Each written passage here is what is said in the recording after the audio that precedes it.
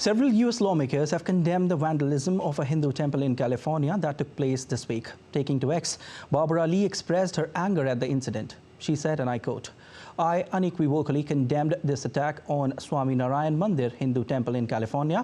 Hatred in all forms cannot be tolerated. Those responsible must be held accountable." U.S. Congressman Eric Swalwell also condemned the attack on his X account. He wrote, and I quote, "Join our State Department in condemning this attack on Bay Area Hindus. There is no room for hate, and we must extinguish it wherever it presents." Now it's day 79 of the Israel-Hamas conflict, and Israeli forces have attained near full control of North Gaza. Meanwhile, the Israeli Prime Minister Benjamin Netanyahu has said that the country is not taking orders from the US on military actions. Indeed, India's Mihir Mekuri gives a 360-degree view of all the action. As the Israel-Hamas armed conflict continues with no end in sight, US President Joe Biden and the Israeli Prime Minister Benjamin Netanyahu discussed the outlook for the 11-week-old conflict on Saturday. However, Biden said that he did not ask the Israeli Prime Minister for a ceasefire. On Sunday, Israeli Prime Minister Benjamin Netanyahu dismissed reports that the United States had convinced Israel not to expand its military activity. Speaking during a weekly cabinet meet, Netanyahu insisted that Israel's actions are not dictated by external pressures. Last night I spoke again with President Biden. I appreciate the US firm stand in the Security Council, a stand that supports our war effort. I told President Biden yesterday that we will fight until a complete victory, however long it takes. The United States understands that. I have seen false publications claiming that the US prevented and is preventing us from operations in the region. This is not true. Israel is a sovereign state. Our decisions in the war are based on our operational considerations, and I will not elaborate on that. They are not dictated by external pressures. And Pope Francis prayed for people suffering from the Israel-Hamas conflict. We are close to our brothers and sisters suffering from war. We think of Palestine, Israel, Ukraine. We also think of those who suffer from misery, hunger and slavery. May God, who has a human heart, infuse humanity into the hearts of men. On the battlefield, thick smoke rose over parts of Gaza as Israel fought to wrest full control of the north of the enclave from Hamas militants. The Israeli army also released a video showing what it said was the army targeting Hamas infrastructure and militants in Gaza. Meanwhile, Israel's Army Chief of Staff also paid a visit to the Gaza battle sites and briefed soldiers and officers. The Israeli military appeared to be meeting stiff resistance. On Sunday, 8 soldiers had been killed in the Strip, bringing to 154 its published combat losses since its ground incursion in response to Hamas' October 7 rampage. On the Lebanese front, the Israeli army said its fighter jets struck several Hezbollah targets, including quote-unquote terror infrastructure, military structures and launch posts. Israel says 8 Israeli soldiers and 4 civilians have been killed on Israel's side of the Lebanese border. Israel and the Iran-backed Hezbollah have been trading fire at the border since Palestinian ally Hamas attacked southern Israel on October 7. Mihir Mekuri, DD, India. Meanwhile, protests continued in Israel's Tel Aviv demanding release of hostages held by terror group Hamas. The protesters gathered at Tel Aviv's Hostages Square. The demonstrations were only a short walk apart, and many protesters took part in 2 protests as they shared similar sentiments of the safe release of hostages.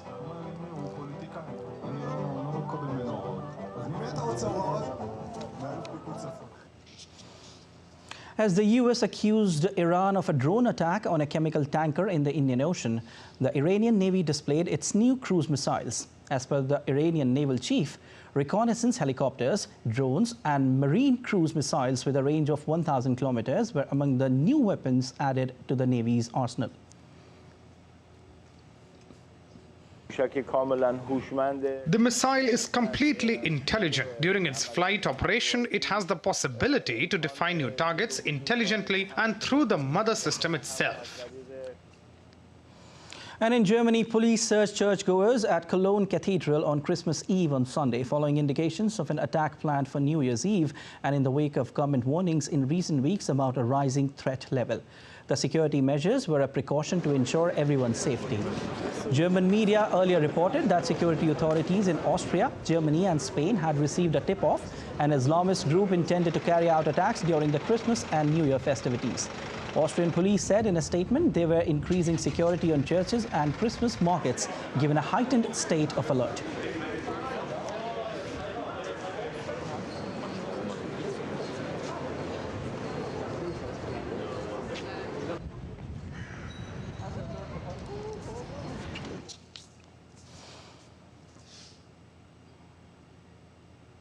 US travelers headed to airports and train stations for the Christmas holidays. The airlines have prepared for a busier holiday travel season than last year, when storms caused thousands of flights to be cancelled and traffic to pile up. According to the American Automobile Association, at least 115 million people will drive 50 miles or more during the holiday season till January 2 next year. This indicates a 2.2% increase in domestic travelers over last year's holiday season and the second highest year-end travel projection since 2000.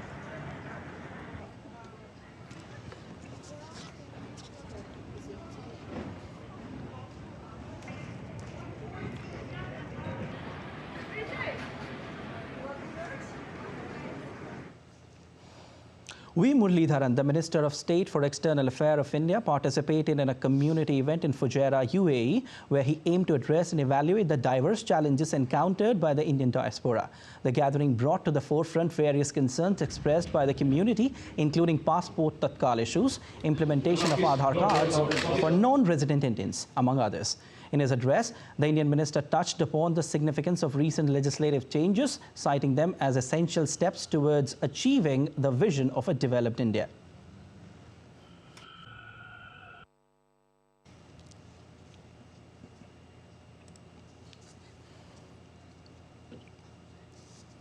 During this visit of UAE, last 2 days I have been interacting with the representatives of the Indian community and also with the officials in the consulate.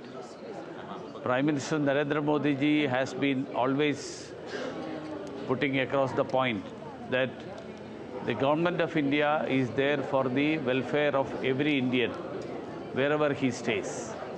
So in that context, making the life of every Indian community member in UAE, making their life better, the welfare of those Indian members of the diaspora. The community's efforts are being supplemented by the government, and the consulate has been making all efforts to see that those issues are solved. India's Prime Minister Narendra Modi on Sunday interacted with 250 students from Jammu and Kashmir as part of Watan Ko Jano program. More than 250 students from almost all districts of Jammu and Kashmir from underprivileged backgrounds are touring the country. The students have visited Jaipur, Ajmer and New Delhi cities.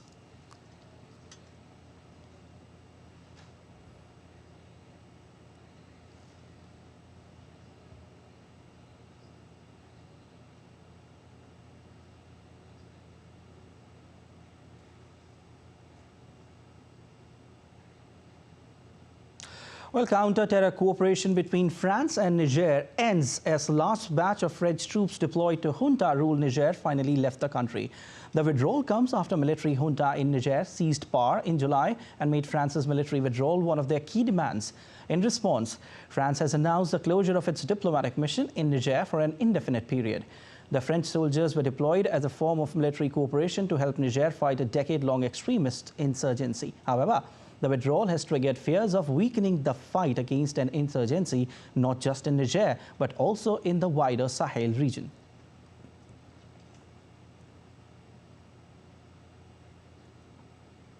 And a massive blast at a Chinese-funded nickel processing plant in eastern Indonesia was reported during the early hours of Sunday. According to the officials, 13 people were killed and 39 others injured were rushed to the hospital for immediate medical care.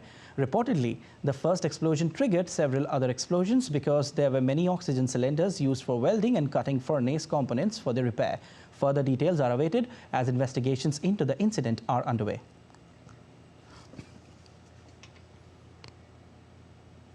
And still to come on DD India News Hour. Russia-Ukraine counter-offensives continue. Russia and Ukraine claim to destroy each other's weapons. Britain is preparing to send the Royal Navy patrol vessel HMS Trent to Guyana later this month. Flags flown at half-mast on the official buildings across Czech Republic as the country mourned the victims of Prague University shooting.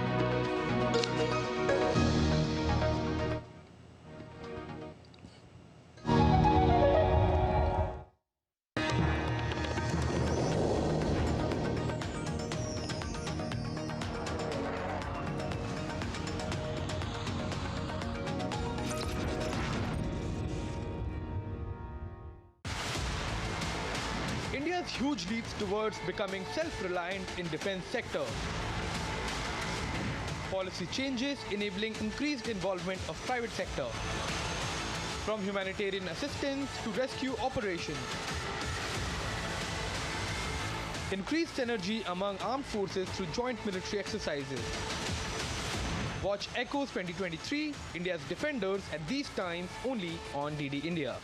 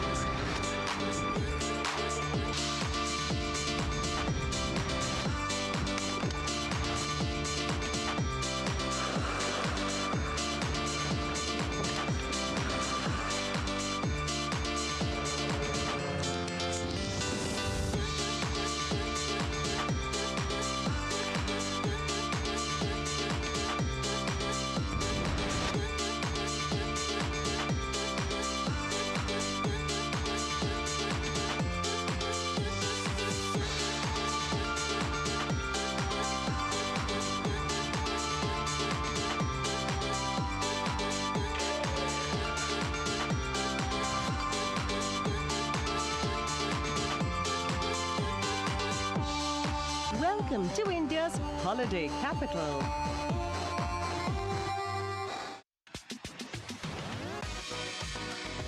India that invents.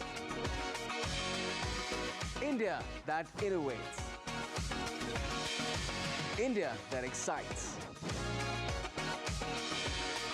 India that invites. Land of possibility. Teeming with opportunities. Watch India Ideas each Thursday, 8 p.m. only on DD India.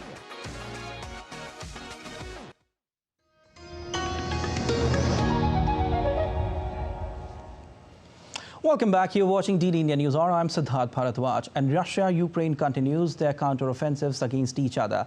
The latest battle reports say that both the countries in the move have targeted each other's weapon depots and command posts. Ukraine claimed its army shattered Russian command posts and other targets over the past 24 hours. This comes after Russia launched 14 airstrikes in Ukraine on Saturday. However, Russia said it repulsed several attacks by the Ukrainian army in the directions eastern Ukraine, southern Ukraine, southeastern Ukraine and Kherson in southern Ukraine. Moreover, Russia also launched several offensives to destroy Ukrainian tanks, armored vehicles, self-propelled artilleries and other equipment in the areas.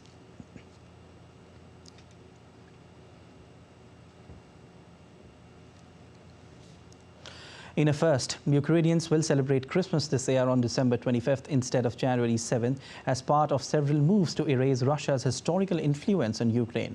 The festive spirit is in Kyiv, the capital of Ukraine, despite the conflict with Russia, with revelers parading through markets. Ukraine passed a law in July this year, moving the celebration to December 25th, the day when most of the Christian world marks Christmas. The law signed by President Volodymyr Zelensky noted that Ukrainians wanted to live their own life with their own traditions and holidays.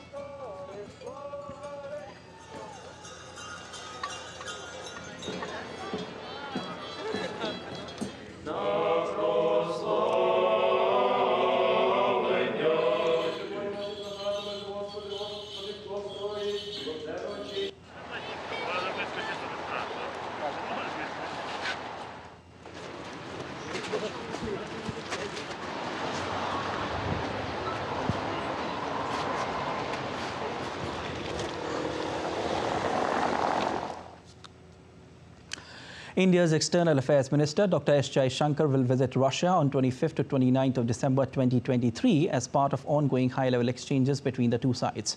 During this visit, EAM will visit Deputy Prime Minister and Minister of Industry and Trade of Russia Denis Manturov to discuss matters related to economic engagement. EAM will meet his counterpart, the Foreign Minister of Russia, Sergei Lavrov, for discussion on bilateral, multilateral and international issues. Focusing on the strong people-to-people and cultural ties between our two countries, EAM's program will include engagements in Moscow and St. Petersburg. The time-tested India-Russia partnership has remained stable and resilient and continues to be characterized by the spirit of special and privileged strategic partnership.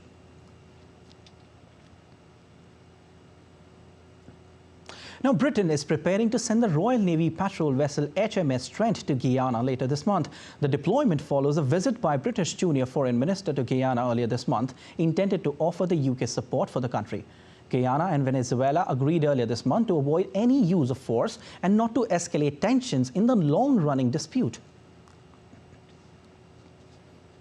Argentina's President Javier Milei has issued a decree calling for extraordinary sessions to speed up reforms, reinstate the tax on salaries abolished by the previous government, and modernize the electoral process. Milei, who took office in early December, sent the decree to the legislative body late on Friday for bills to be discussed from December 26 to January 31st. Congress is in recess with sessions next scheduled for March.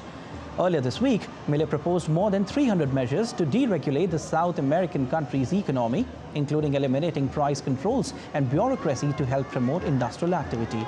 Argentina is mired in a prolonged economic crisis with triple-digit inflation, negative reserves, a rapidly depreciating peso currency, and over 40% of the population living in poverty.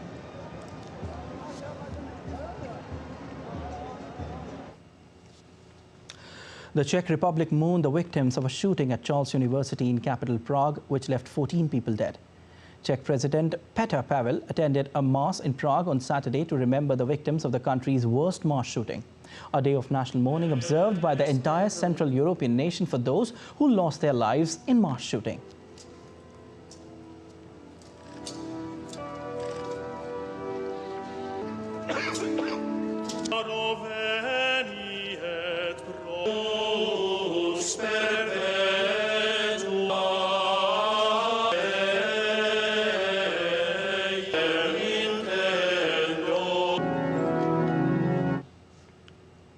Flags were flown at half-mast on the official buildings across Czech Republic as country mourned the victims of Prague University shooting.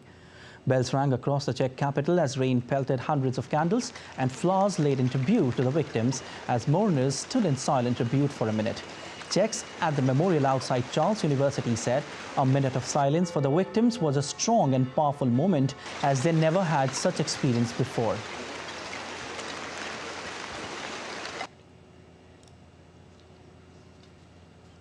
It was a very strong feeling because me and my friend, we were at the cathedral with the president, with all the main presence. So it was one of the strongest moments because I never feel like that before, because I never have like 1 minute of silence in this, yeah, and in this occasion, I never have it. I'm very shocked. I don't feel really safe as much as before in a public place, especially in public transportation. When there is a quick movement, I'm a bit nervous, and it's always stressful. India's External Affairs Minister Dr. S. Jaishankar has expressed grief over the passing of Ambassador Hans Dannenberg of the Dominican Republic. He has posted on social media platform X, and I quote him, "Deeply grieved to learn of the passing away of Ambassador Hans Dannenberg of the Dominican Republic. He was an extraordinary friend of India and of so many of us personally. His tenure as the Dean of the Diplomatic Corps in New Delhi is fondly remembered by those who served then. He personally built Dominican Republic's relationship with India and took it to great political and economic heights. Our condolences to his family." Well, let's take a look at other stories making news around the world. And hundreds of cars formed a joint Christmas tree in Russia's Siberian city of Krasnoyarsk on Saturday night. With cars' front and rear lights on, the tree looked properly lit and decorated for the upcoming celebrations.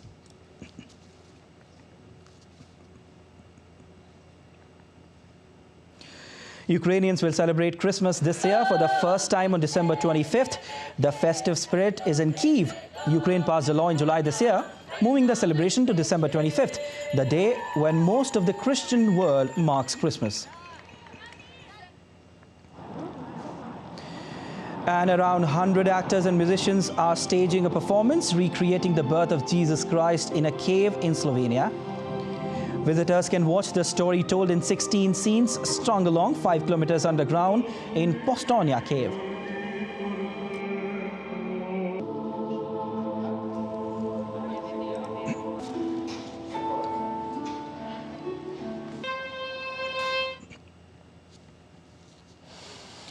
On to sports news. India's Ministry of Youth Affairs and Sports writes to the Indian Olympic Association, also known as IOA, to form an ad hoc committee for managing the daily affairs of Wrestling Federation of India. The move comes after India's Sports Ministry abstained the newly elected Executive Committee of the WFI from administering and managing the day-to-day activities of the Federation. According to an official statement by the ministry, the suspension comes after newly elected WFI Sanjay Kumar Singh. He is the president who was newly elected. He made hasty announcements without giving sufficient notice on national competitions. It seems Secretary General has not been involved in the said meeting of EC, which was held without any notice or quorum. The decisions made by the newly elected executive body of the WFI demonstrate a blatant disregard for the established legal and procedural norms, violating both the WFI constitutional provisions and the National Sports Development Code. Adherence to governance norms is vital for ensuring fair play, transparency and accountability. United World Wrestling is yet to issue official communication lifting the suspension of WFI.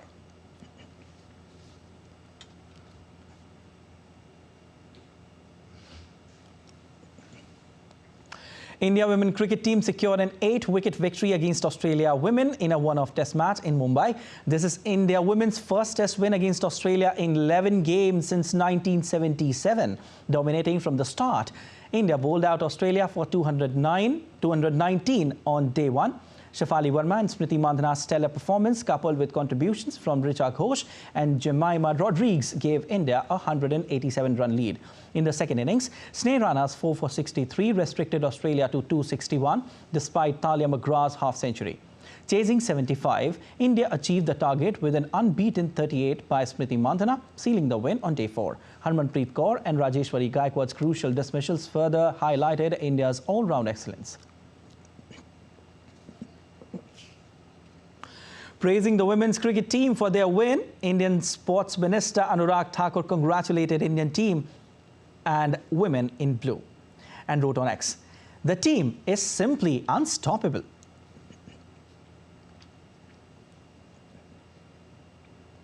All right, let's take a look at other stories making news. Well, Chennai police has issued advisory on the eve of Christmas. Heavy traffic caused congestion in Chennai's southern area as residents made their way to churches to celebrate the holiday with their families.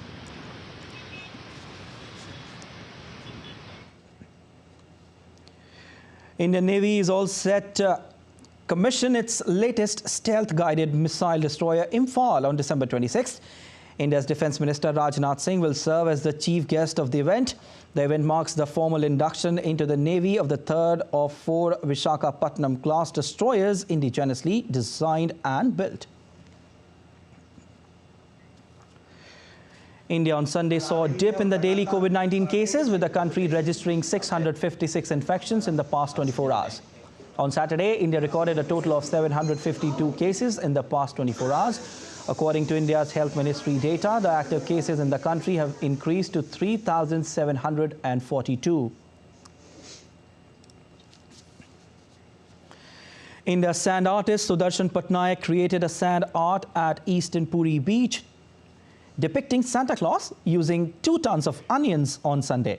It's the biggest onion and sand sculpture of Santa Claus in the world, measuring 100 feet in length and 20 feet in height.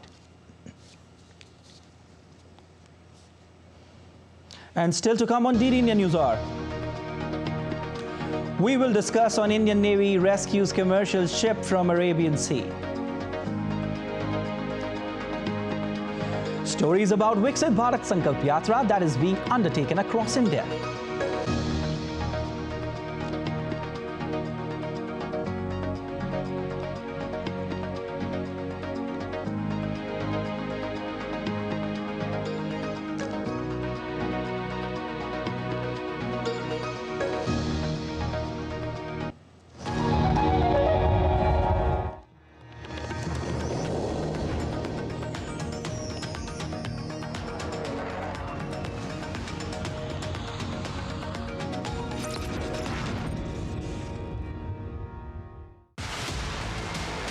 India's huge leaps towards becoming self-reliant in defense sector. Policy changes enabling increased involvement of private sector. From humanitarian assistance to rescue operations. Increased synergy among armed forces through joint military exercises. Watch Echoes 2023, India's defenders at these times only on DD India.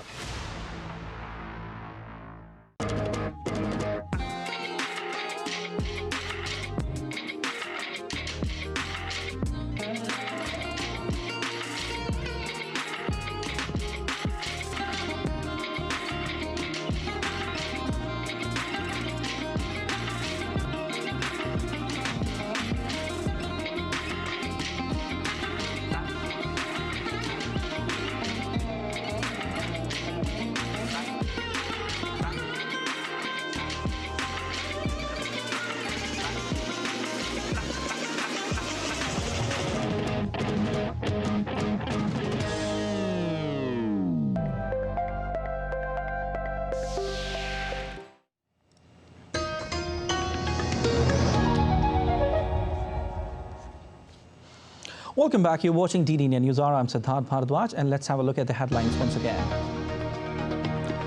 Several US lawmakers condemn vandalism of a Hindu temple in California. Attacks by Houthi rebels in Red Sea pose threat to global economy. As the Israel-Hamas armed conflict continues, US President Joe Biden and the Israeli Prime Minister hold talks.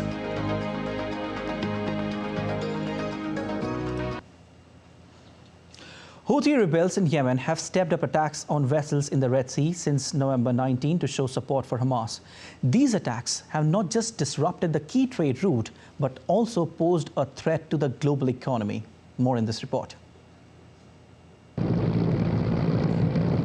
The surge in attacks targeting merchant vessels in the Red Sea is compelling companies to divert their ships onto lengthier routes, putting a significant stress on the global economy.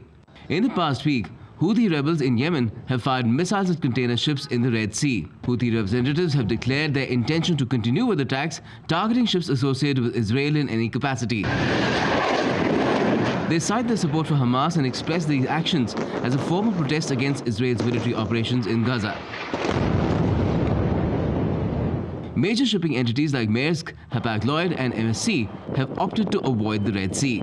They're implementing a precautionary measure by halting their vessels prior to navigating through the Bab el-Mandab Strait en route to the Suez Canal.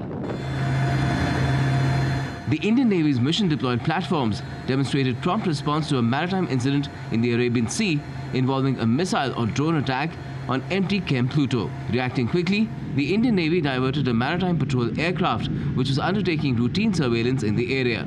Additionally, the Indian Navy redirected the naval ship Marmugao to assess the situation and offer assistance to MV Camp Pluto. Bureau Report, DD India. All right, and joining me on the broadcast is Vice Admiral Shekhar Sinha. He's a retired former Chief of Integrated Defence Staff. Sir, first of all, thank you so much for your time. Now, considering that 12% of global trade passes through the Red Sea, including 30% of global container traffic, how significant is the potential disruption to the world economy? Well, good evening and thank you very much, Siddharthji, for taking me on your show. I think this is a new kind of threat.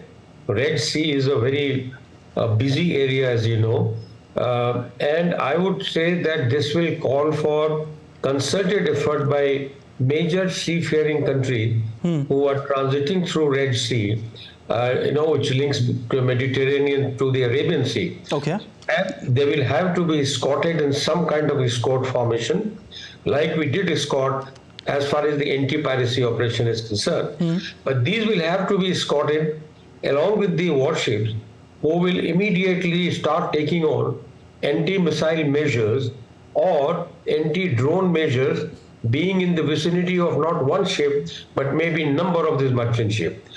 Of course, the first thing will be to take a slightly longer route to come to this area and avoid this route altogether. But that is going to cause a lot of stress. Because it will have to be a longer route. It will take many more extra days to reach its destination, and also the the expenses in running of these vessels are going to be much more. So I think the countries have to very quickly see as to how to protect. If we cannot stop navigating from Red Sea. Definitely, sir. I'll come to this later. I was just asking that how will this impact the world economy? Well, it will impact quite a lot because, there are certain number of ships with certain amount of cargo, including the oil, is being transited through this area. And if you reduce the numbers, somewhere down the line, it will not reach the refineries where this oil is converted into a usable oil for the country's economic progress. So it has got a direct impact on the economy of every country whose business or whose oil or whose trade is passing through Red Sea. And it is everybody in the world. 70% of the world is water, Siddharthji. And I think that we should realize that the trade will come to not a halt, but it will severely get impacted, and it will impact the world economy, which already suffering a little bit of recession post-COVID. Okay.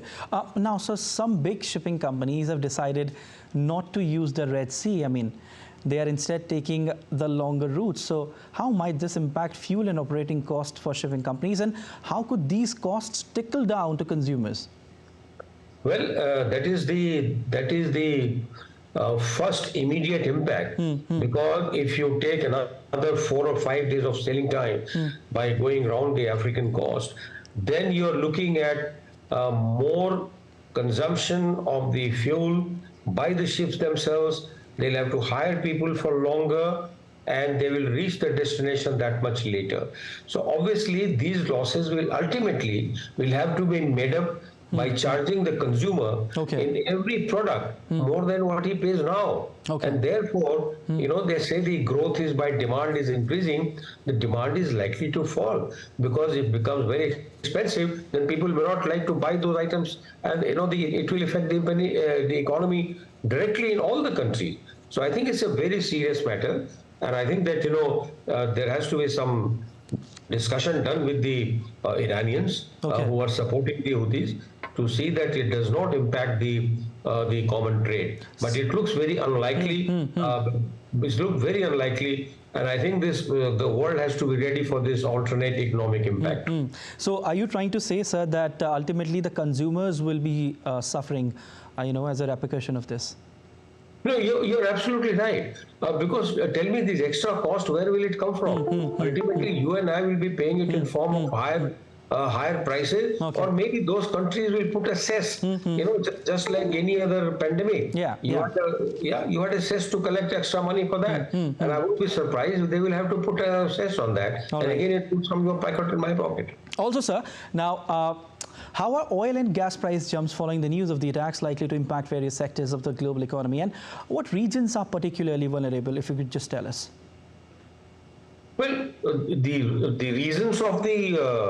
are you asking for the reasons as to why the price goes up? Correct, sir. Well, see, because what is the source of development is energy. You require more energy, and right now it is only the fossil fuel and very little any other form of energy which is supporting the world. So I would say that till such time our dependence on fossil fuel remains, these problems will continue to haunt the humanity all over the world.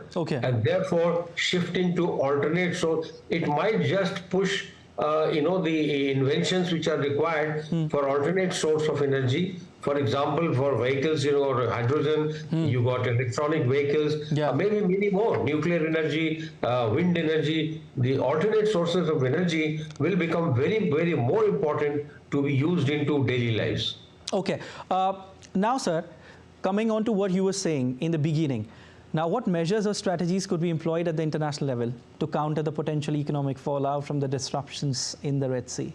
Yeah, I think the first, as a former Navy man, I can tell you that the first action should be to make sure that these ships are escorted by the naval ships or warships, which have the ability to take the countermeasure against the missile attack or also in the drone attack. So that anytime they see a missile on their radar, they take it on with surface-to-air missiles, but that has got the the danger of it escalating into a slightly larger warfare, and one has to be prepared for it.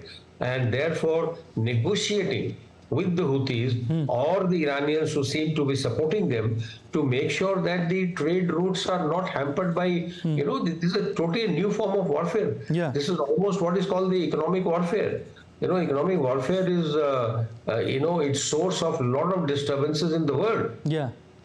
Okay, you've just mentioned, sir, negotiating with Houthis is one of the solutions. So how will we do that?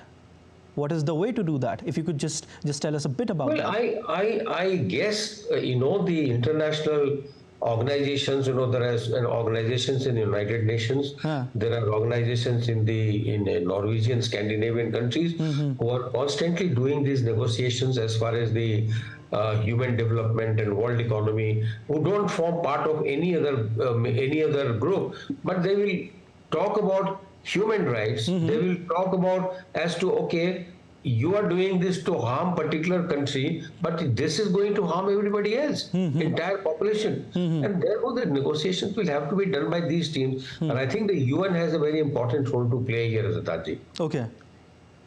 All right, with this, thank you so much, sir, for joining in. Now let's tell you how students from Jammu and Kashmir reacted after meeting India's Prime Minister Narendra Modi today. Some comments are really heart-touching.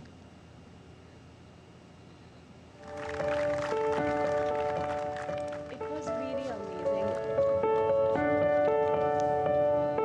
बहुत ही अच्छा लगता है, कुछ करने का मन करता है सर की तरह. सारे जहां से अच्छा हिंदुस्तान हमारा, हम बुलबुलें हैं इसकी ये गुलसितां हमारा.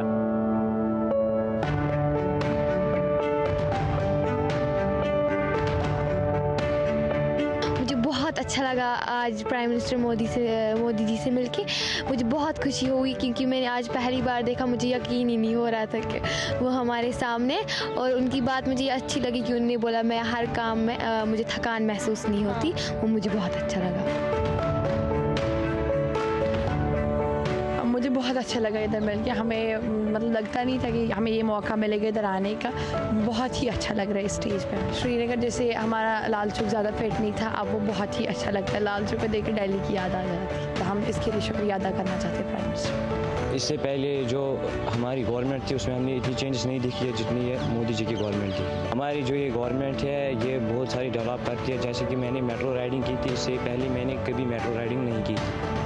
बहुत मैजिकल था, लग रहा था वो सच में रियल में ही सामने है या फिर ये सब कुछ ड्रीम है, ऐसा ही फील हो रहा था। ये बहुत ज़्यादा फ्रेंडली थे, लग ही नहीं रहे थे कि प्राइम मिनिस्टर है, बहुत फ्रेंडली थे। आज मैं प्राइम मिनिस्टर से मिलकर बड़ी ज़्यादा खुश हूँ। मैंने आज रियल में प्राइम मिनिस्टर देख के मुझे यकीन नहीं हो रहा था कि मैं आज प्राइम मिनिस्टर मोदी जी देखे हुए हैं। आज हमारे साथ उन्होंने फ़ोटो खिंचवाई, बड़ा अच्छा लगा मुझे। ये फर्स्ट बार था हम सब का कि हम जम्मू कश्मीर से बाहर किसी स्टेट अपनी को देखने के लिए आए हैं। आज हमने इतना तो नहीं सोचा था कि हमें प्रधानमंत्री मिलेंगे, लेकिन हम शुक्रगुजार हैं इनके कि हम हमारे बच्चों के बीच में वो आए। हमारे जम्मू कश्मीर में अक्सर स्कूल बंद हुआ करते थे, लेकिन आजकल ये गवर्नमेंट की वजह से स्कूल भी खुले हैं, हाल क्लासेस चलती हैं। डेवलपमेंट की बात करें कि मेरी अपनी डिस्ट्रिक्ट में वर्ल्ड हाईएस्ट ब्रिज जो है रेलवे का बना है। मैं जब प्रधानमंत्री जी से मिली तो उनको देख के मुझे कुछ करने की इच्छा जागृत हुई। मेरा मन करता है कि मैं कुछ बड़े होकर बनूं। कश्मीर जिस तरह से डेवलप हो रहा है, मैं उस तरह से अपने वतन के लिए फ़ख्र हो रहा हूँ। मुझे यकीन ही नहीं आ रहा कि मैं पहली बार मतलब ज़िंदगी में पहली बार अपना सपना मतलब वैसे बहुत अच्छा लगा कि मेरा ड्रीम पूरा हुआ, मतलब मोदी जी से मतलब मिल पाई। भारत माता की जय।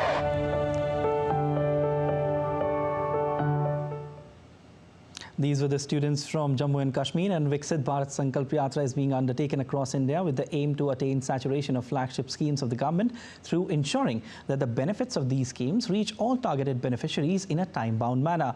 As part of Prime Minister's Viksit Bharat campaign, a 3-day spiritual festival was organized in Kankhal, Haridwar. Speaking at the chief guest RSS Mohan Bhagwat, he said that entire society needs welfare.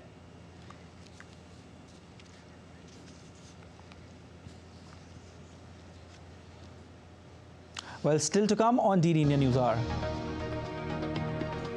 Celebrations on Christmas Eve across India.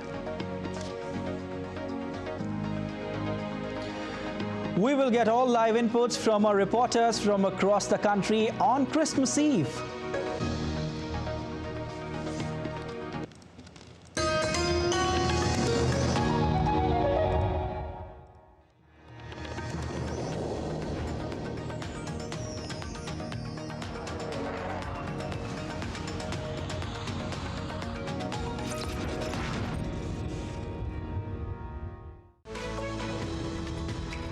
We just don't bring you the news as it unfolds. We get to the heart of the matter. We don't just present facts. We demystify complex social, political and economic events. We break stories that shape the world's present and future because you deserve the truth. I am Tanvi Taneja from New Delhi. I'm Ollie Barrett from London. I'm Nick Harper from Washington, D.C. Join us on DD India Global Monday to Friday at these times.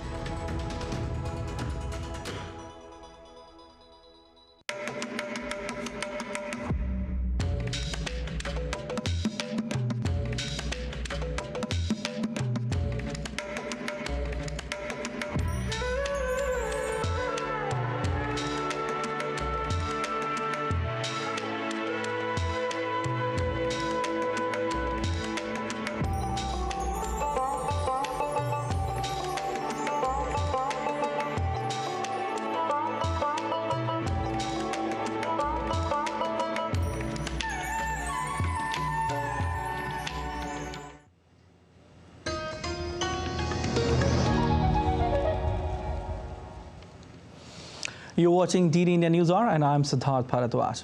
In India, Christmas is a distinctive blend of local traditions featuring unique cuisines and decorations. On Christmas Eve, markets in the national capital are decorated.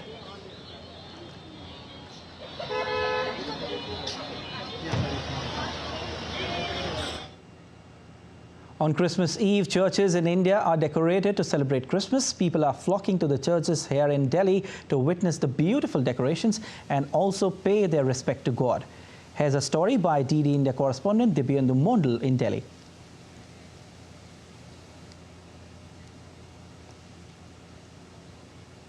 Of India is all decked up to celebrate Christmas, and we are at the Saint Cathedral Church in Connaught Place, and you can see behind me hundreds of people are flocking here to enjoy the seasons, one of the best times of the season, which is Christmas.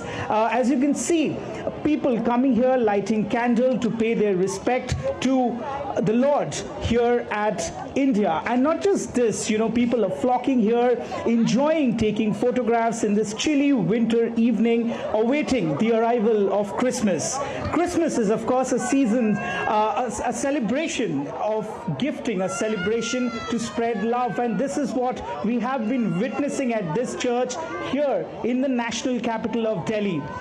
Just from a while now, we will be having the midnight mass at this particular church in the national capital of Delhi, where the priests will be coming and delivering their sermon to pay respect to Jesus on his birthday, which is tomorrow, the 25th of December. Wishing everyone a Merry Christmas and season's greetings. With camera person Yogesh, this is Dibyendu Mondal from New Delhi for DD India. And in the national capital of Delhi, people are flocking to the churches to celebrate Christmas. Many share their experience and wishes for a happy holidays and Merry Christmas. I just came to this church that is the eve of the Christmas right now, and this is a wonderful experience. Like, all are waiting for this Christmas Eve, and I'm really excited to enjoy it. And you can see the decoration is very good in this church in CP. Christmas is a festival, I believe, which is about sharing and caring and being someone's secret Santa, and like a secret Santa and expressing love. And I think everyone is here to celebrate love, affection and care, and the sacrifice that Lord Jesus made for their people. I came here with my family, and I feel so good to be here. As you can see, we are here at the church in CP, and it just feels so merry and so happy here. So I wish you all a Merry Christmas and a Happy New Year. We came here to celebrate like 24/9. And Christmas is very special to us as a Christian. Like, it's 25th December is Jesus' birthday, so it's a love. Merry Christmas, Lord. And Christmas celebrations are in full swing across Goa with joy and fervor. In India's Panaji, Archbishop of Goa, Daman Felipe Neri Cardinal Farao, in his Christmas message, has prayed for the peace in the world.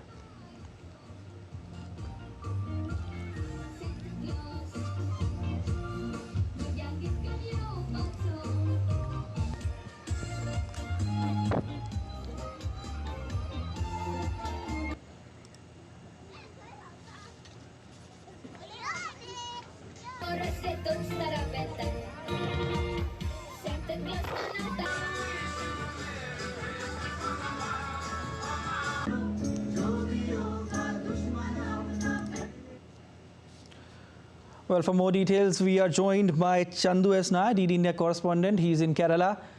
Chandu, what latest are you getting for us? Christmas Eve celebrations in full swing, it seems like.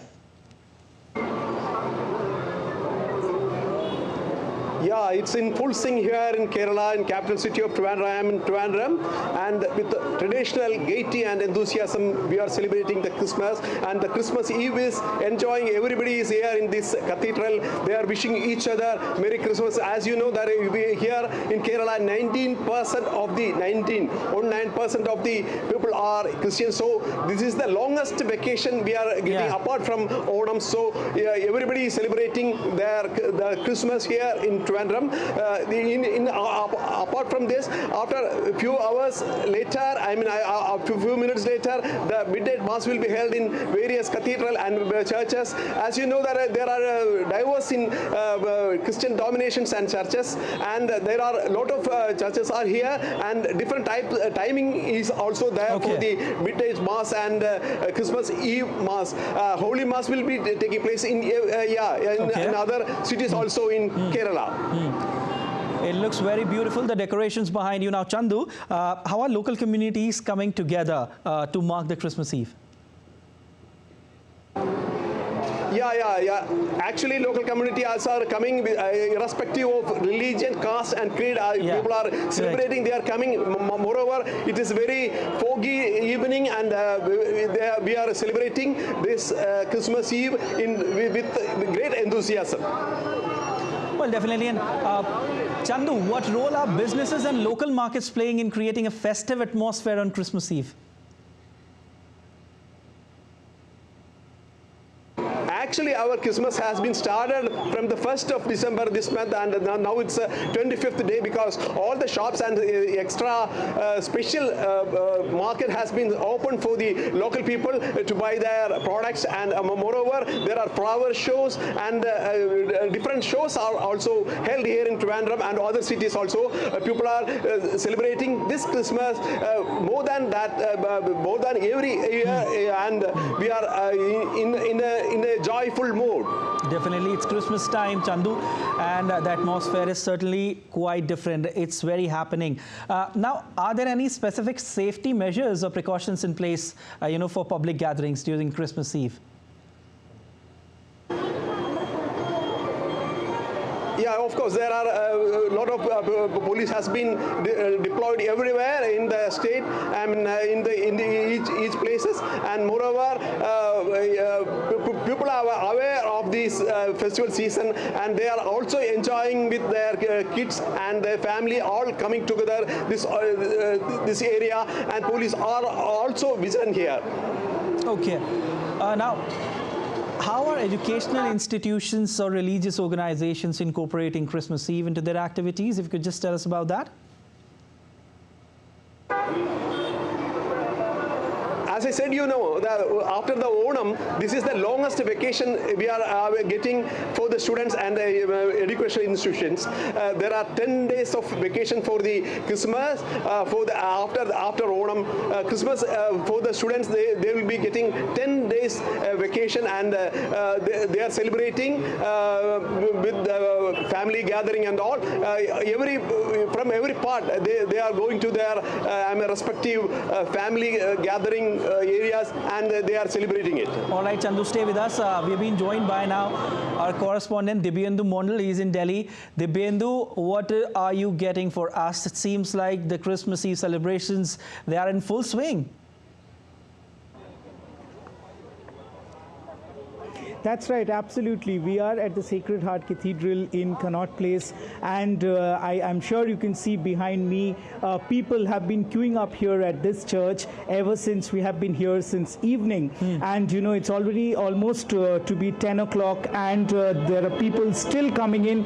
People are in festive mood. It's of course holiday season, moreover a long weekend. So people are coming out to celebrate Christmas with their near and dear ones. Have been watching people coming with their families, with their children, many even dressed as Santa Claus, to come in here and give these little sweets and little gesture of joy. Of course, Christmas is about gifting. It is a festival of gifting, celebration, joy. So people are spreading joy here at this church. And let me also tell you, the Christmas Carol, which is an integral part of celebrating Christmas, will also begin just a while from now here at this church where we are standing.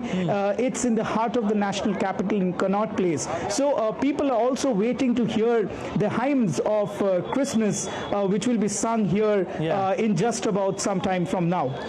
Dibyendu, could you just request your camera person to actually pan the camera and show us that what is actually happening? And if possible, could you just talk to the people who are there? I can see people behind you, if they're interested to speak on how good they are feeling right now. It's Christmas Eve celebrations. Well, of course, I'll ask my camera person to pan and show the mood here, what we are witnessing at this hour of the evening during, I mean, of course, it's Christmas Eve and people have come here to celebrate with their loved ones, with their near and dear ones, and you can see selfies being taken. People are here with you know, their Santa Claus caps. People are enjoying with the little children that they have brought here. You know, there is a replica of Bethlehem and where Jesus Christ was born. So also a huge Christmas tree behind me, and people are gathering there to click pictures with the Christmas tree in the background, and of course the church in the background. So I'll try and speak to some people here if they are willing to speak, but I'm not sure if people are willing to speak on camera.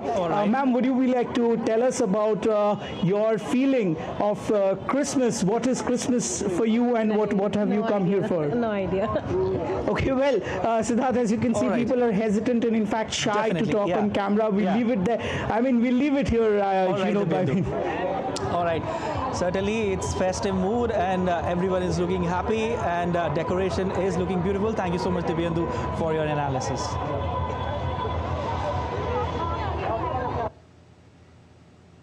While palm trees and calm weather may not scream Christmas, Dubai is pulling out all the stops to celebrate the festive season, with Al Seef emerging as the dazzling crown jewel.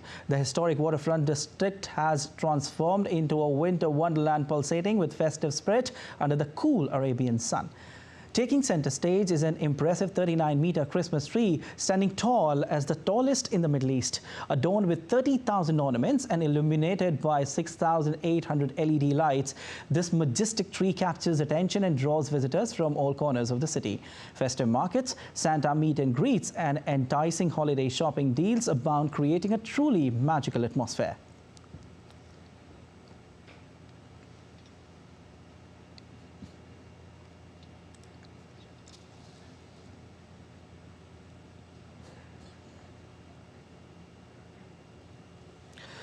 Well, thousands of people dressed as Santa Claus ran through central Madrid on Sunday in a traditional charity race to raise money for the Red Cross. Many children dressed as elves in green robes also took part in the 5-kilometer race along Madrid's Paseo de la Castellana Avenue, and organizers say that Santa-themed race is the largest of its kind in the world.